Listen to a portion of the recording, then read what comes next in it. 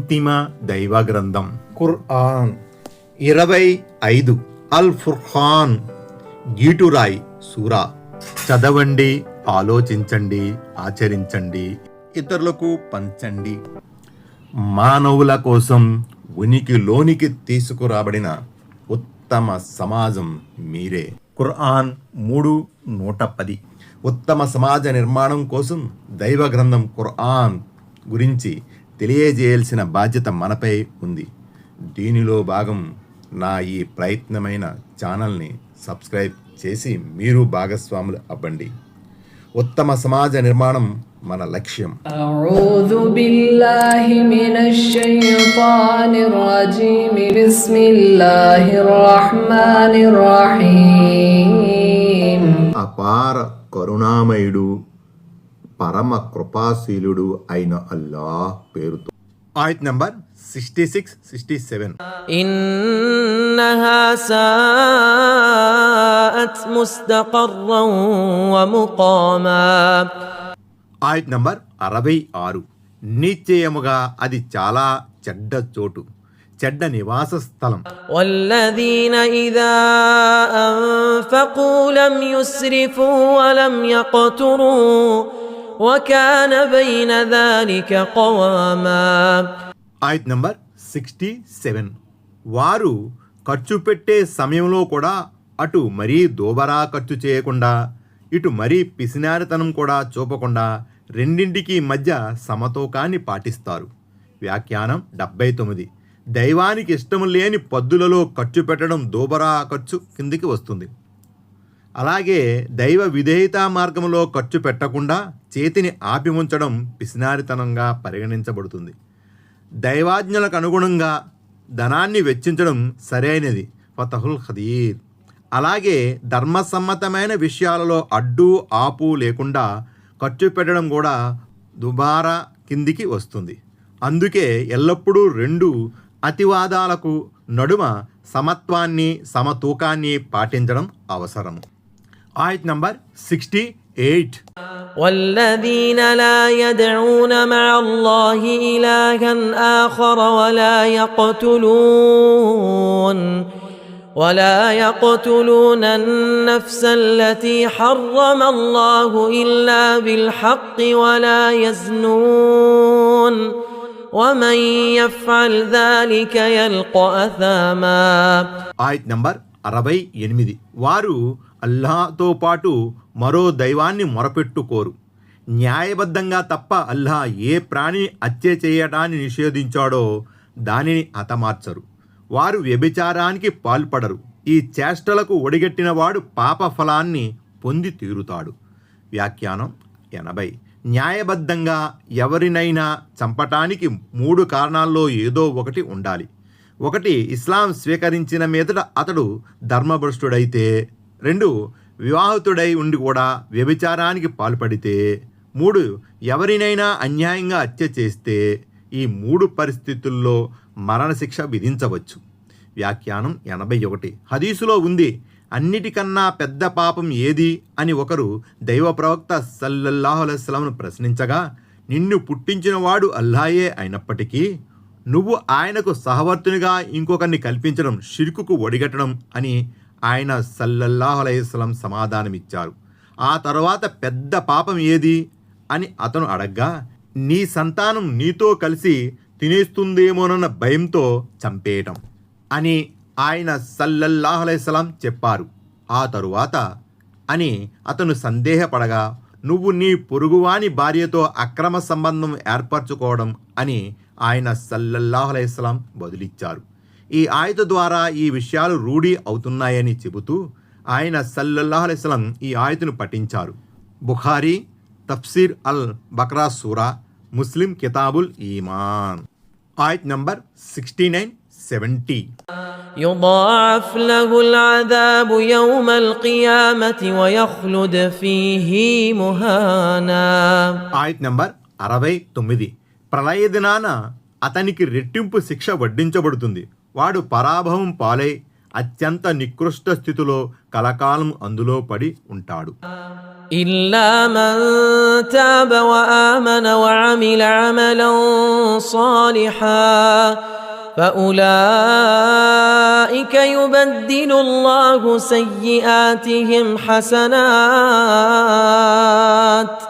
وكان الله غفورا رحيما. ఆయత్ నంబర్ 70. అయితే ఈ పాప కార్యాల తరువాత ఎవరు పశ్చాత్తాపం చెంది విశ్వసిస్తారో సదాచరణ చేస్తారో అలాంటి వారి పాపాలను అల్లాహ్ పుణ్యాలుగా మార్చివేస్తాడు. అల్లాహ్ క్షమాభిక్ష పెట్టేవాడు కరుణామయుడు. వ్యాఖ్యానం 82.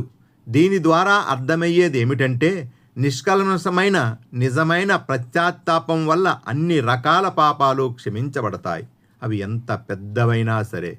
మరి నిషా సూరా 93వ ఆయతులో విశ్వాసిని హత్య చేసిన వాడికి నరకమే గతి అని చెప్పబడిందేమిటి అన్న సందేహం ఈ సందర్భంగా కలగవచ్చు.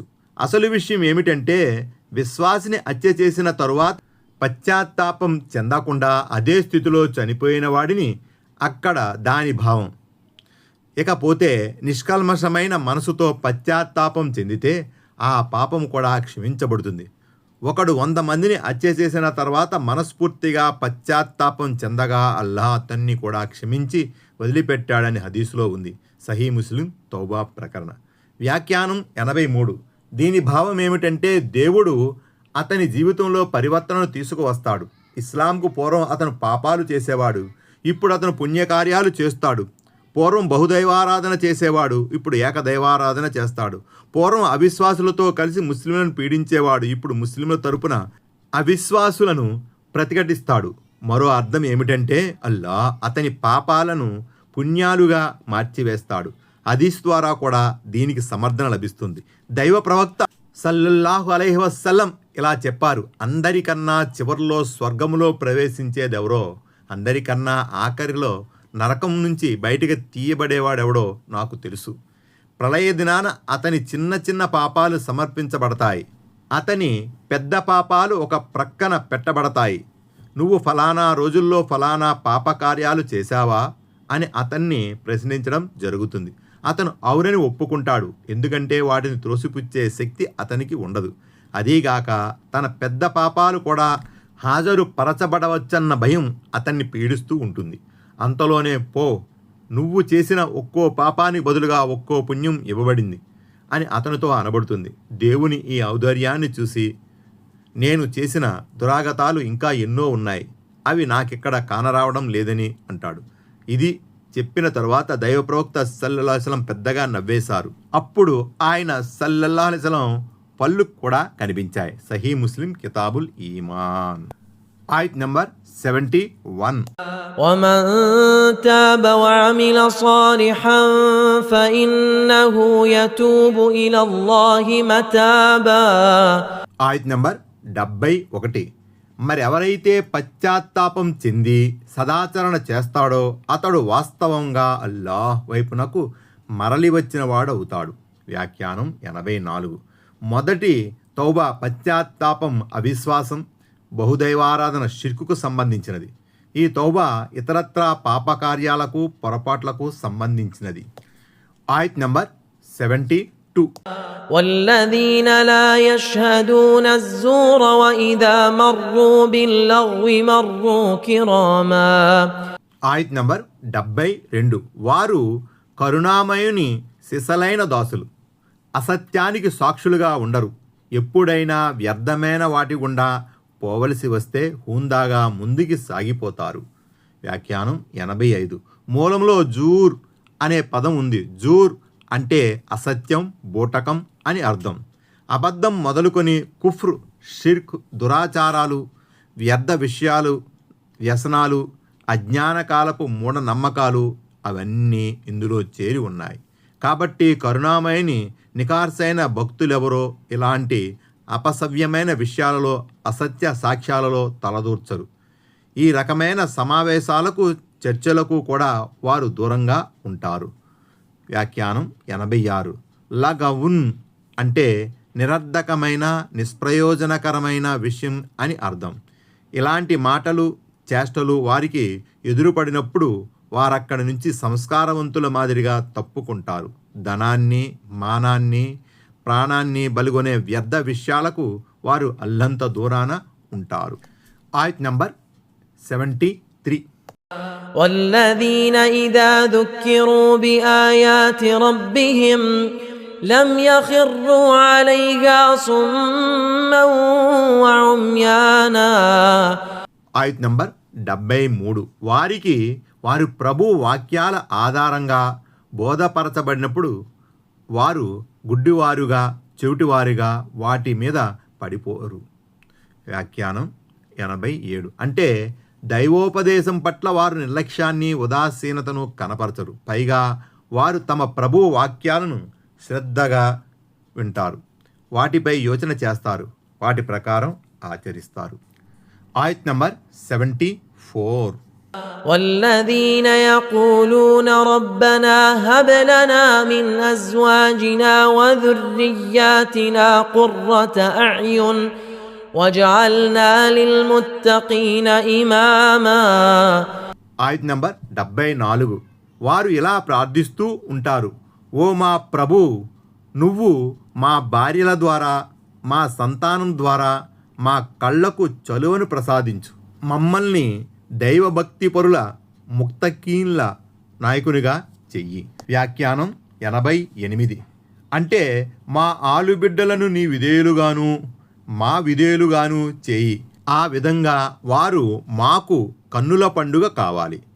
వ్యాఖ్యానం 88. అంటే మంచి పనులలో వారు మాకు సహాయ సహకారాలు అందించేలా చెయ్యి.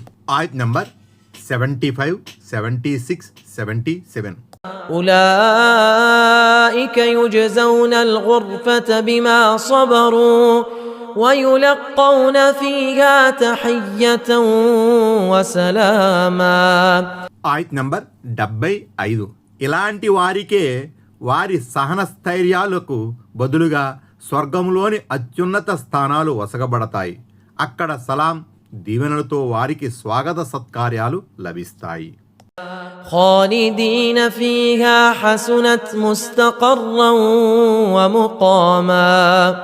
ఆయత్ నంబర్ 76. వారందులో స్వర్గవనాలలో కలకాలం ఉంటారు. అదెంతో రమణీయమైన స్థలం, అత్యుత్తమ నివాసం. قل ما يعبأ بكم ربي لولا دعاؤكم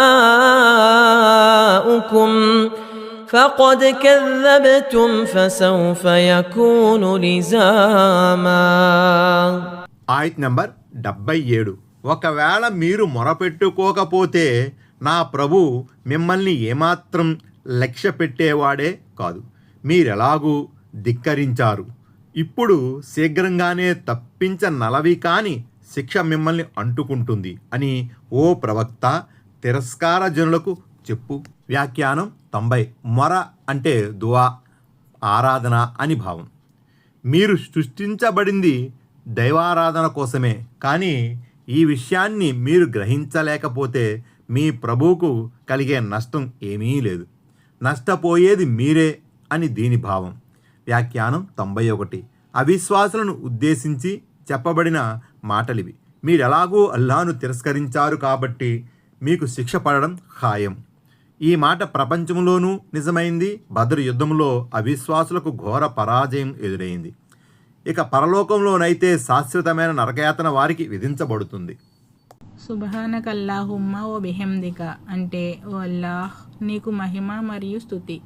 అష్హదు అల్లా ఇలాహా ఇల్లా అంత అంటే నీవు తప్ప వేరే దేవుడు లేడని నేను సాక్ష్యమిస్తున్నాను. అస్తగ్ఫిరుక వాతూబ్ ఇలైక్ అంటే నేను నీ క్షమాపణ కోరుతున్నాను మరియు నేను నీ వైపు పశ్చాత్తాపపడుతున్నాను. Thanks for watching. Don't forget to like, comment and share. Please subscribe.